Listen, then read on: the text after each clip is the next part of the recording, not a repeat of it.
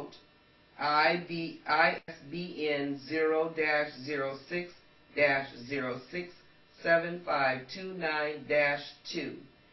Credit for the below list is duly given. Read this book.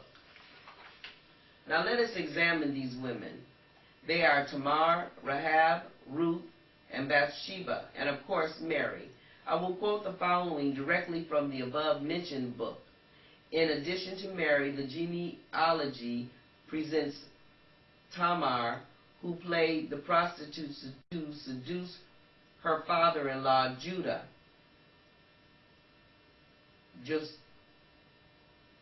Joshua 2 and 1. Rahab, another prostitute who assisted the spies in Jericho. Ruth 3:6. Ruth, the Moabite woman, who by sleeping in his bed while he was inebriated, forced Boaz to exercise his filial responsibility to marry her. Filial.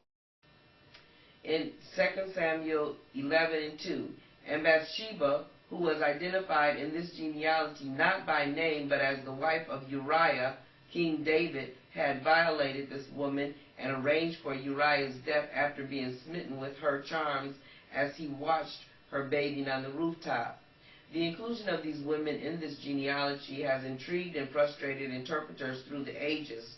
Tamar and Rahab were both Canaanites. Ruth was a Moabite, and Bathsheba is thought to have been a Hittite. Of them, only Mary was what we would call a Hebrew. All of these women were involved in what we call sexual or reproductive dramas. Yes, even Mary. Remember, she was betrothed to a man and was found to be already with child. To the early church theologians, these women presented a very serious problem. Make that nightmare. They were all, according to church doctrine, harlots, scarlet women. Yet, like it or not, their Messiah could trace his roots to all of them. Here is another point to consider. All these women were involved at very crucial points in Hebrew history. All of them, by their individual actions, changed the course of Hebrew and therefore Christian history.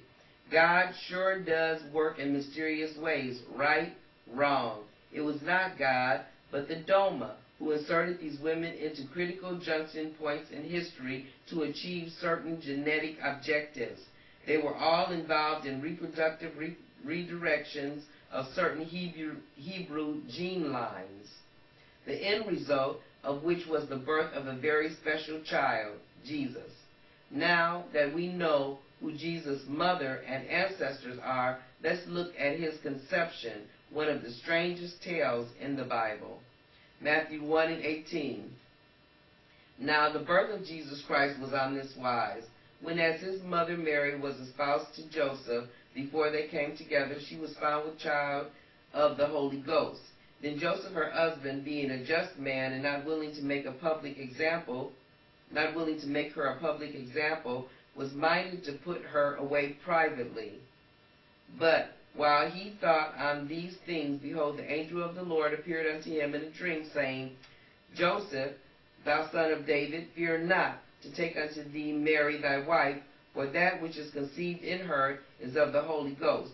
And she shall bring forth a son, and thou shalt call his name Jesus, for he shall save his people from their sin.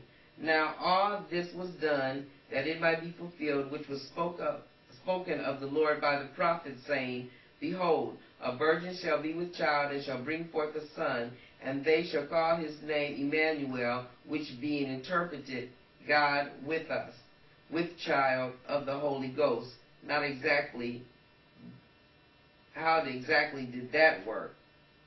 Did Mary and the Holy Ghost, This is one of the biggest problems early theologians had to deal with. If Jesus had been conceived, as had everyone else, through sexual reproduction, he would have been born with original sin. The scenario that were thought up to account for the Immaculate Conception would fill several volumes.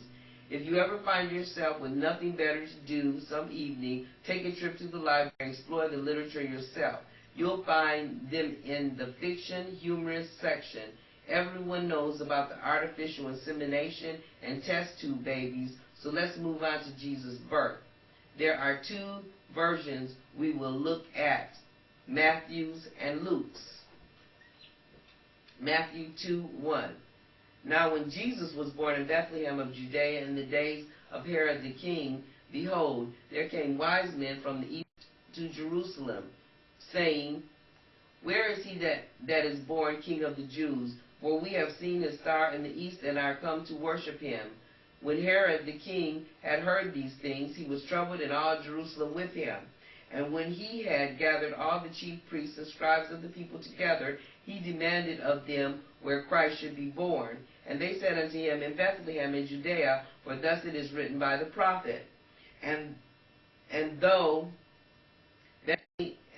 Bethlehem in the land of Judea art not the least among the princes of Judah, for out of thee shall come a governor that shall rule my people Israel.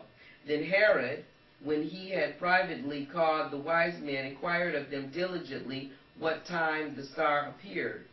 And he sent them to Bethlehem and said, Go and search diligently for the young child, and when you have found him, bring me word again, that I may come and worship him also. When they had heard the king, they departed, and lo, the star, which they saw in the east, went before them, and until it came and stood over where the young child was. When they saw the star, they rejoiced with exceeding great joy, and when they were come into the house, they saw the young child with Mary, his mother, and fell down and worshipped him. And when they had opened their treasures, they presented unto him gifts, gold, and frankincense, and myrrh. And being warned of God